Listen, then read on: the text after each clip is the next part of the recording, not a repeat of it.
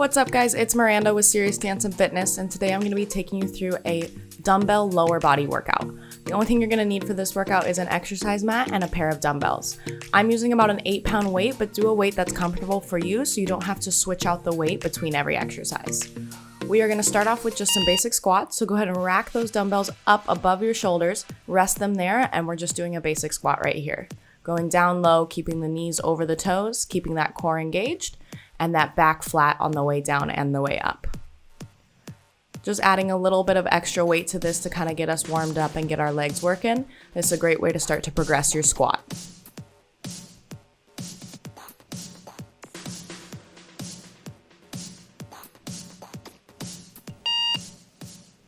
From here, we're moving into a narrow squat with a calf raise. So we're gonna have our feet about shoulder width apart, just the weights down by your side, and we're going to do a narrow squat here, bending at the knees, making sure that they still don't fall in, they shouldn't touch, and then rising up onto those toes for a calf raise. On this narrow squat, think about sitting back into a chair. That's the type of feeling that you want to have in this squat. And on the calf raise, you're just lifting those heels off of the ground and feeling a squeeze in the back of that leg in the calf area.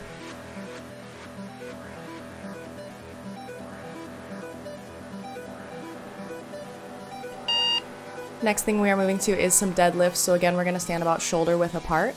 You're going to have the weights in front of you turned in, so your wrists need to be facing out away from you. And you're just going to hinge at the hips and bend forward and then come back up. There is a slight bend in the knees just to avoid hyperextension, but you really want to think of all the movement coming from the hips. You're wanting to keep that back flat, so only go as far as you can while keeping that back flat. If you start to round, it's going to deactivate the hamstrings. And try to keep that weight as close to your legs as possible.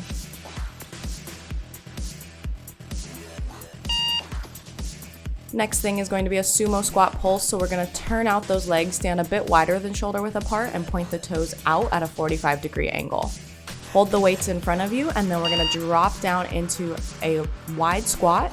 You're going to stand up about halfway, but still keeping some bend in those knees. This is going to hit those inner thighs as long as you don't straighten the knees all the way up.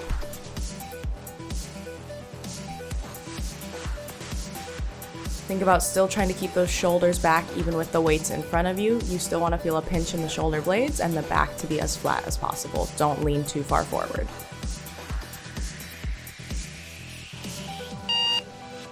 Next thing we're going to get into is a split stance. So take one foot slightly in front of the other, standing about shoulder width apart. Prop yourself up on that back toe, and we're going to make all of the workout happen on that front leg. So you're going to do a deadlift first and then a squat.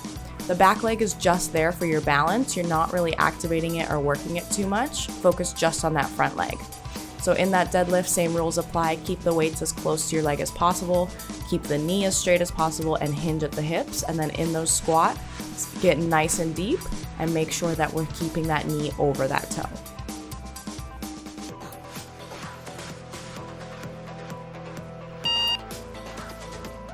And switching to the other side, so same thing, just kick the other leg in front of you and put the working leg now that you just used behind you. Same thing here, we're gonna deadlift and then come to a squat. Focus on getting low in that squat. Since we're in that split stance, we can get a little bit lower than a normal squat, but don't get too low that the knee starts to fall out of place. We don't want it to fall inward or too far forward over our toe. We still wanna try to keep that flat line in the front of the shin.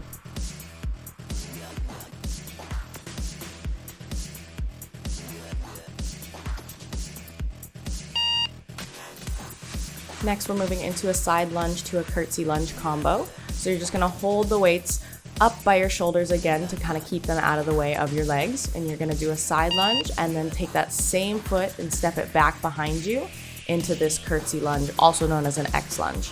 So in the side lunge, you want to think about pushing your hips backwards, keeping that 90-degree bend in that working leg. And then in the curtsy lunge, you want to get that foot as far behind you as possible and really cross it over. You want to make sure that at least you're crossing behind yourself so that your knees are hidden behind each other. If you're just going back into a regular reverse lunge, it's not going to hit the glute as much. We're going to switch on over to the other side. So now make sure to keep your back flat in all of these as well. We don't want to lean too far forward or cause any arch in the back. There is a slight lean, but I'm still maintaining that flat back position. And when you're stepping out into that side lunge, make sure that foot is pointed straight forward. And in that curtsy lunge, you're not adjusting that front foot at all. It should stay in place throughout the entire exercise.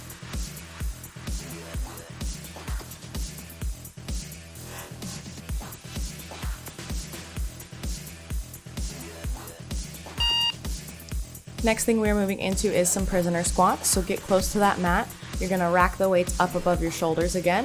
And in these prisoner squats, all we're doing is squatting down as deep as we can, stepping that foot back to drop the knee, and then stepping back up onto those feet to come back up to standing. You wanna try to alternate legs that you're stepping up on. I do about 5 reps on one side, and then I make sure to switch legs just so we have an even push between both legs. We want to stay propped up on those back toes when we're onto those knees, so some of the weight still stays on the toes and we're not putting everything on that kneecap. Moving now into some sissy squats. So we're going to stay onto our knees, and you want to keep your entire body as straight as possible. Think flat as a board. You want to rack those weights up on those shoulders, and then you're just going to lean backwards as far as you can control, squeezing in those quads. Now this may seem like a weird exercise when looking at it, but it really works those quads and that core because you're controlling yourself and going back as far as possible. If you're not feeling a stretch and a pinch in those quads, you can go back a little bit further.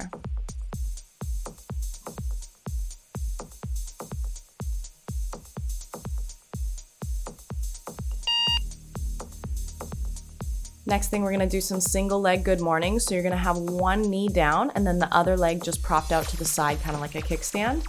Those dumbbells are gonna be racked up on our shoulders, and all you're gonna do is sit back onto that heel and then come back up. We're hinging from the hip, kind of like in a deadlift. So we wanna make sure that that back is staying flat and we're not arching the back at all. When you come back up to the top, make sure you're squeezing those glutes at the top just to get that little bit of an extra burn.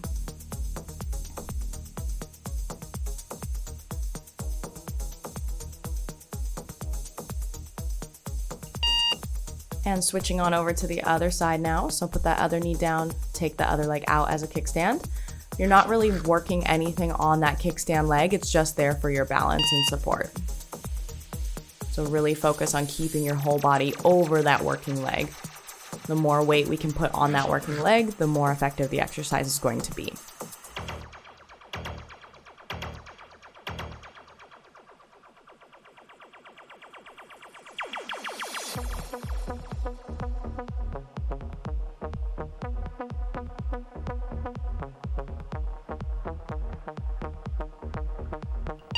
Just a few more exercises to go. We're moving now into some bear crawl kickbacks. So we're just gonna use one dumbbell for this and put it in one of our knees. Like on the back of that knee, you're gonna squeeze the dumbbell between your calf and your hamstring.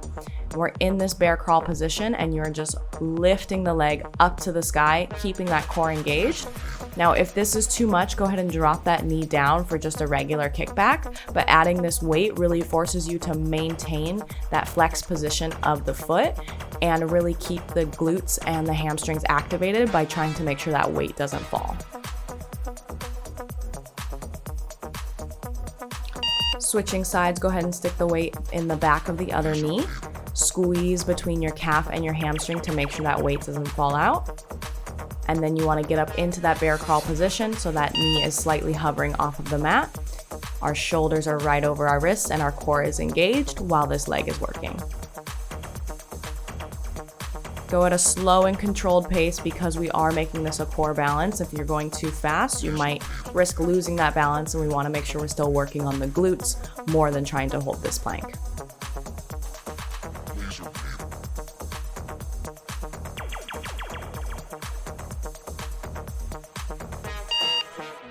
And we're gonna switch it now onto our back into a weighted glute bridge with a calf raise. So you wanna take both weights and just put them on your hip crease. You're gonna lift those hips up, raise those heels up, and then come back down. So think about a glute bridge, lifting those hips up, and then at the top you're holding for a moment to lift those heels up for a calf raise. As always with the glute bridge, if you want to make it easier, go ahead and step the feet away from the glutes. If you want to make it harder, step the feet closer towards the glutes.